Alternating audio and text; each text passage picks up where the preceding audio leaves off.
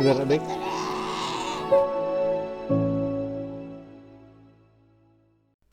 Cottage house से checkout करने के बाद हमने साइकिल घुमाई लेक तनुकी की तरफ, जो कि कुछ 30 किलोमीटर था।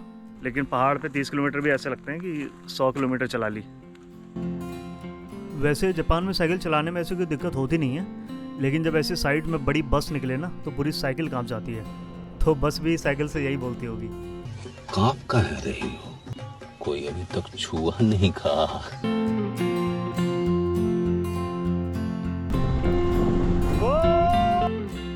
जिस टाइम में आप लोगों ने साइकिलिंग ट्रिप की थी ना, उस टाइम पे पूरे जापान की 1 हफ्ते की छुट्टी होती है, तो सब लोग कहीं ट्रैवलिंग कर ही रहते हैं। तो अगर कोई देखता है ना कि 3 इंडियंस जा रहे हैं अपना खाना पीना और स्लीपिंग बैग टेंट लेके, तो रोक रोक के कई लोग बात करते हैं, जैसे अंकल कर रहे हैं।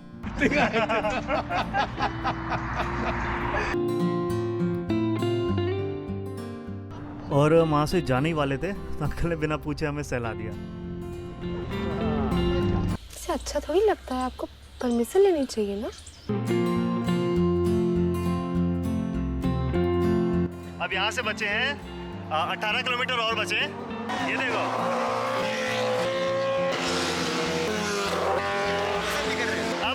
अब ऐसे ट्रैवलिंग करने का क्या फायदा। अब इसे हेलमेट पे दुक दुक दुक दुक दुक दुक दुक दुक यही सुनने में आ रहा होगा। ना चेहरे पे ठंडी हवा, ना सूरज की पहली किरण। ऐसे भी नहीं करे। हाँ, ऐसे भी नहीं करे। ऐसे नहीं करे तो ट्रैवल का मजा नहीं है। हाँ। क्यों चलती है पवन।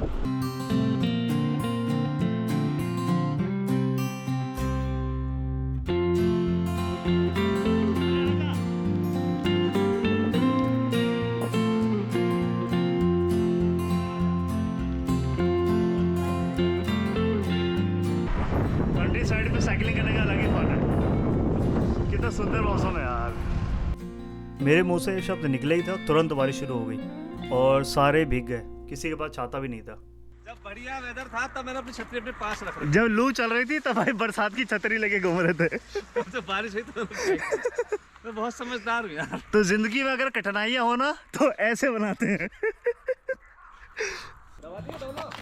क्या क्या करना पड़ता है अलग अलग कैमरा एंगल से वीडियो लेने के लिए। आ जाओ।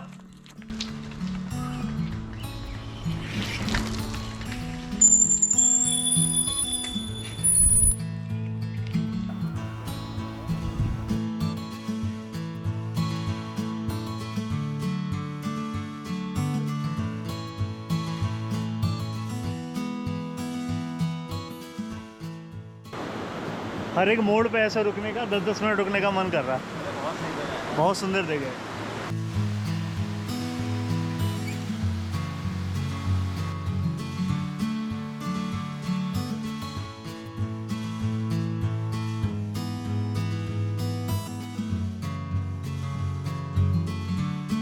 ऐसी तैसी हो गई।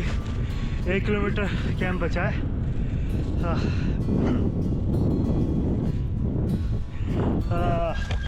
पहुंच गए कैंप साइट। इधर पे रखियो, इस बैग के, हाँ इस जगह पे। दूसरा बंदा सामान ढो के ला रहा है और ये यूट्यूब वीडियोस बना रहा है। Protector bro. तेरा बैग इतना भारी है नहीं जितना तो शोर मचा रहा था। मैं अरे ये पवन ने निकाल लिया अपनी कुर्सी। इतने टाइम से बोझा करके लेके आ रहा है ये। इसमें वो कहाँ है, बैठे डंडे में बैठेगा। कि सारी डंडी नीली है, एक पीली क्यों है। अरे गजब। ये हम ढलान पे टेंट बनाया है, हम ऐसे सोए और पेंशन लुढ़क के चले। हाँ भाई हो सकता है। क्या ड्रोन अंदर उड़ रहा है? ये वाइब्रेटर लेके आया तू? अच्छा ट्रिमर है। शौकीन आदमी है। हम इस ट्रिप में अगर अमित नहीं होता हमारे साथ तो मैं और पवन कभी बैग बांध नहीं पाते साइकिल में। टांगे आते। ये सब जुगाड़ इससे सही आते हैं, जैसे कोयला जलाना हो गया। और तो जापान के लगभग कैंपिंग एरिया में एक रूल होता है कि आप 9 बजे तक खाना वाना बना के बिल्कुल शांत हो जाओ। तो हमने भी भरी दोपहरी में डिनर करना शुरू कर दिया। इतनी सेक्सी आग देखी तूने कभी? राम गोपाल की आग। राम गोपाल वर्मा की आग।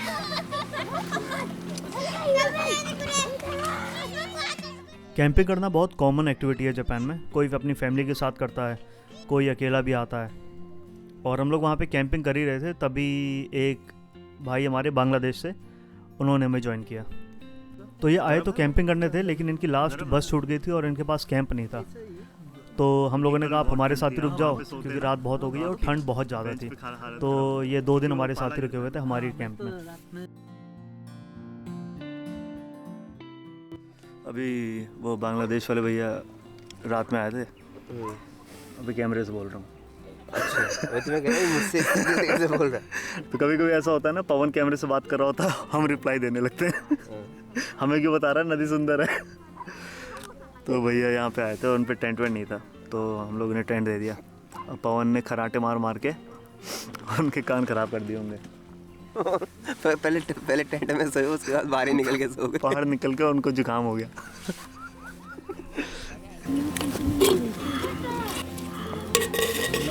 अभी देख, बोतल में पानी लिया। आप इंडिया में कितने साल रहे हो? 1 साल। क्या अच्छा लगा, क्या अच्छा लगा, क्या बुरा लगा? अच्छा ही लगा। इंडिया में तो बहुत बड़ा ना, घूमने के लिए बहुत। आप दिल्ली साइड है ना? मैं दिल्ली साइड में। हाँ। अच्छा, बांग्लादेश की बिरयानी या दिल्ली की बिरयानी? मेरे पास तो बांग्लादेश का है। बांग्लादेश में इंडियन कौन सी मूवी सबसे फेमस है? सबसे फेमस 3 इडियट्स। 3 इडियट सबसे फेमस, सब आदमी का, सबकी फेवरेट है। सबका। और सेकंड नंबर पे? सेकंड शाहरुख खान का डीडीएल। अरे ये तो नाम के बॉर्डर है, इंडिया बांग्लादेश। मतलब इंडिया में भी सेम यही है। अबे टिश्यू गिरा नीचे। अबे हाथ से नीचे झुक के उठा ले। झुकेगा नहीं साला। मैं झुकेगा नहीं।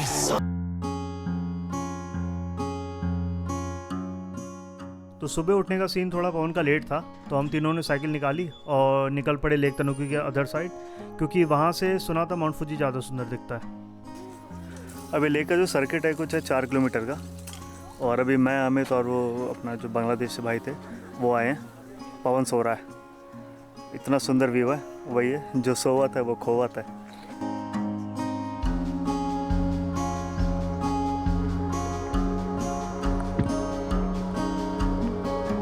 आज है 3 मई 2022 और मैं यहाँ पे 5 साल पहले आया था एग्जैक्ट 3 मई 2017।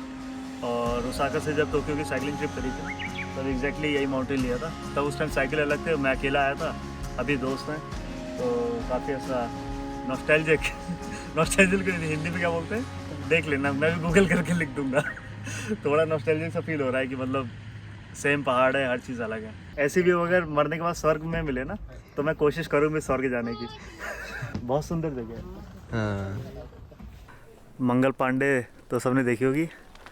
आज देख लो जंगल पांडे, मतलब जंगल में पांडे।